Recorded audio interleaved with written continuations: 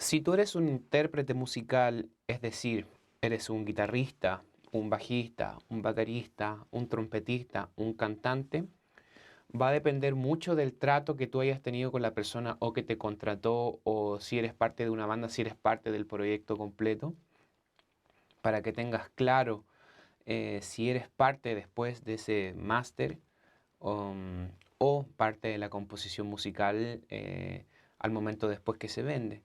Si solo eres intérprete, quiere decir que fuiste o contratado para grabar un instrumento en una música, no te hace parte o de ser dueño de ese máster.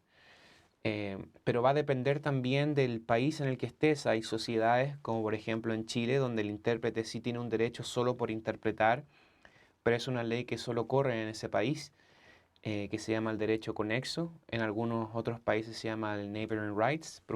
Profundizaremos en eso más adelante.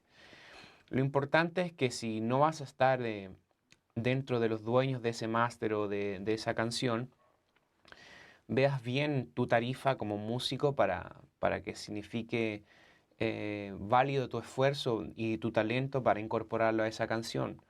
De lo contrario, sí puedes tú negociar ser parte de ese máster en caso de que no haya dinero para contratarte y quieren incluirte además en él.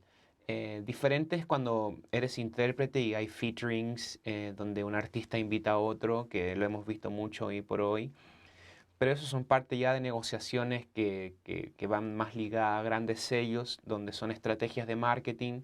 La gran mayoría, no quiero derrumbar tus sueños, grandes colaboraciones no nacieron, digamos, de sentarse a tomar una copa de vino y hagamos una canción juntos. La gran mayoría también son contactos telefónicos y estrategias de marketing de las grandes discográficas para unir seguidores y sumar mayor venta. Lo cual está muy bien, son diferentes perfiles, diferentes formas de verlo, lo que no implica que sí, efectivamente hay grandes colaboraciones que se han dado de manera orgánica y sí, en ese caso, cuando digamos un cantante muy conocido colabora con otro, sí hay un tema de que mi marca está fusionándose con tu marca y sí, probablemente hay derechos asociados y si eres parte de ese máster. En ese sentido, esta parte de la conversación está más enfocada a cuando eres un músico como un pianista, un baterista, que fuiste citado a una sesión de grabación y se te contrató para eso, y haces tu trabajo y luego no eres dueño de eso. Distinto pasa con las bandas, que las bandas finalmente sí nacen de juntarse y el guitarrista con el cantante crean un concepto que finalmente sí los hace dueño de todo.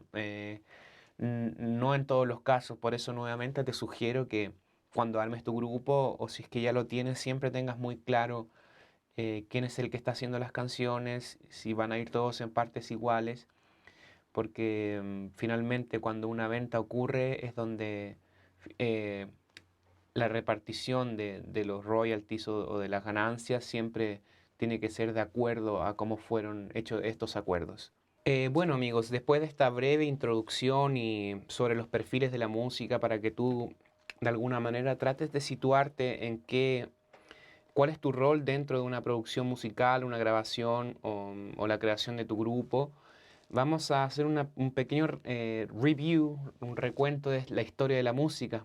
¿Cuándo fue la primera vez que se vendió música? Así que vamos atrás en la máquina del tiempo y pensamos en los primeros compositores clásicos como Beethoven, Mozart y todos ellos, donde su música se vendía a través de partituras. El poder tener una partitura de un super compositor era el equivalente hoy al nuevo lanzamiento de Dua Lipa.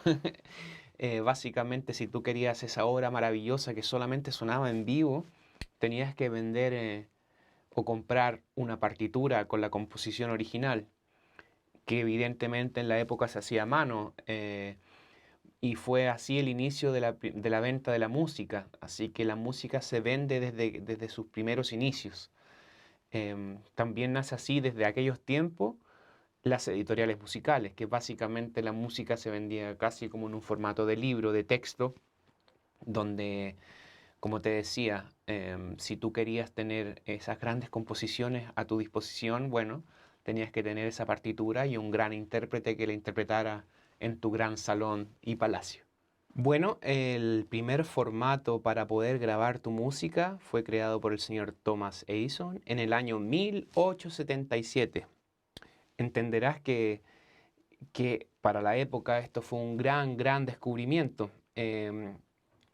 Durante los años 20, el fonógrafo fue la manera de poder grabar tu música y después reproducirla en formatos muy pequeños de tiempo, lo cual llevó a la industria de la música, como te contaba, de la partitura, a luego ya tener un formato físico para reproducir, lo cual revolucionó o le dio inicio más bien a lo que fue la industria del fonograma o del disco, del poder reproducir algo que alguien había grabado. Como te contaba, el formato era pequeño, o sea que había muy poca información dentro de él, lo cual llevó a la música a adaptarse a ese formato. Por eso es que en los comienzos solamente podías grabar una canción o dos canciones por lado, dado este tiempo, y tenías que tener canciones probablemente que fueran lo suficientemente cortas o largas para que cupieran en el formato y para que tuvieran una coherencia artística. Nace así el formato del single o de la canción de 3 minutos y medio o 3 minutos para que uno cupiera en este disco y dos para que tuviera una coherencia artística y empiezan así a nacer los primeros artistas del fonógrafo. ¡Wow! Bueno amigos, ya en los años 40 nace el revolucionario vinilo, que probablemente todos ustedes han escuchado miles de veces. A diferencia de lo que habíamos hablado anteriormente, ya en el vinilo podías grabar alrededor de 22 minutos, lo cual ya debido a eso nace la industria del álbum, de hacer varias canciones. Y este formato dominó el mundo hasta los años 80. Y por ejemplo, todos mis artistas favoritos como The Beatles, Elvis Presley, etcétera, nacen junto con el vinilo también. Y nace también así el concepto de crear álbumes, como te mencionaba, de varias canciones, lo cual también tenía un impacto inmediato al momento de hacer shows en vivo, porque tú comprabas tu vinilo, escuchabas tus canciones favoritas y son las mismas canciones que después podías ir a ver de tu banda favorita en vivo.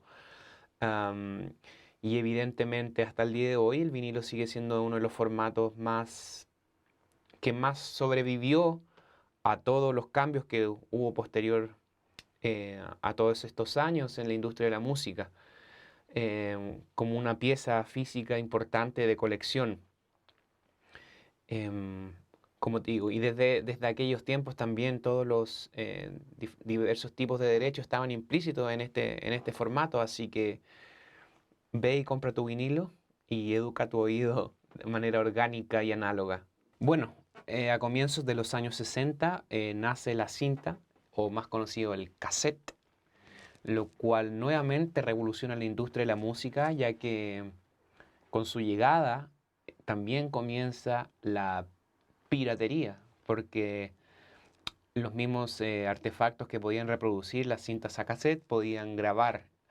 Por ende, eh, como a todos ustedes les debe haber pasado, el poder copiar un cassette a otro cassette era un clásico. Me voy a hacer mi primera playlist en mi cassette, así que nuevamente la industria de la música se ve revolucionada por esto. Y obviamente es un formato que sigue siendo muy fidedigno en términos de sonoridad.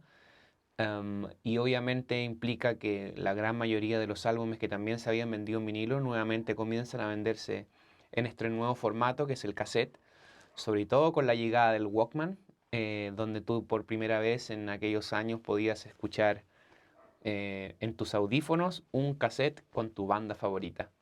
Bueno, y en los años 80, específicamente en el 1983, nace el CD.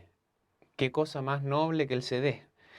Bueno, para todos los que nacimos o crecimos en los 90 o nacieron en los 80, el CD acompañó durante todas nuestras vidas. Es un formato que ya permitía almacenar cerca de 1 hora de música y que evidentemente vino a destronar la supremacía del vinilo que se mantuvo vigente incluso con la llegada del cassette. Y como les decía, una vez que nace este nuevo formato, también incluía un cambio de tecnología de la reproducción del formato. Es decir, todos tenían que tener su equipo de reproducción de CD. En los autos cambiaron también, podías escuchar tu CD ahí. Por ende, todo el repertorio anterior, digamos, desde los años, desde el fonógrafo hasta, hasta que llega el CD, se vuelve a transformar en el formato CD y vuelve a venderse nuevamente. Para que también vayan haciendo la conexión entre por qué hablo de los diferentes formatos y la venta de la música, debido a que siempre toda esta música tuvo dueños y fue traspasándose una vez que se transformaba el formato, porque una vez más se volvía a vender. Así que el CD nos acompañó durante mucho tiempo hasta que ya estaríamos llegando a la era digital. Y bueno, queridos amigos, a principios de los 90, bien digo, nace el revolucionario MP3,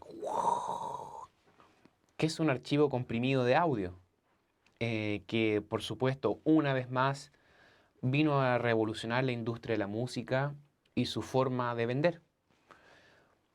¿Quién no recordará sitios como Napster, eh, que, que fue altamente perseguido por la justicia por permitir que los usuarios que queríamos escuchar la discografía completa de Metallica la podíamos tan solo en un clic tener disponible sin pagar ni un peso?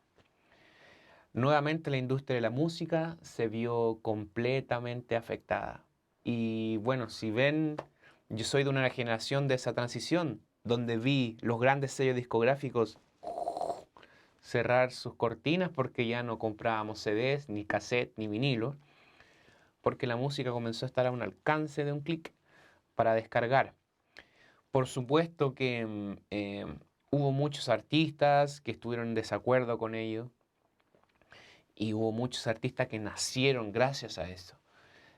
Independiente de eso, fueron hartos años donde era una incógnita de que la música iba a volver a venderse como tal, eh, porque no existía manera de saber cómo volveríamos a volver a comprar un objeto musical porque ya no iba a haber, y cómo íbamos a tener un control sobre la venta o las descargas digitales de una canción.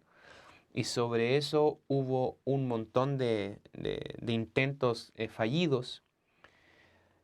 También quiero mencionar la llegada del iPod, que también fue una revolución que por primera vez dentro de un físico de este tamaño podías poner millones o miles de canciones dentro de él. Entonces, como que a diferencia de los formatos pasados que habíamos conversado, la música pasa de ser básicamente tener una pieza llena de discos o vinilos a tener todo en un formato reducido, lo cual sin duda revolucionó la manera que se iba a vender la música y sin duda también iba a revolucionar la manera de que ibas a hacer la música.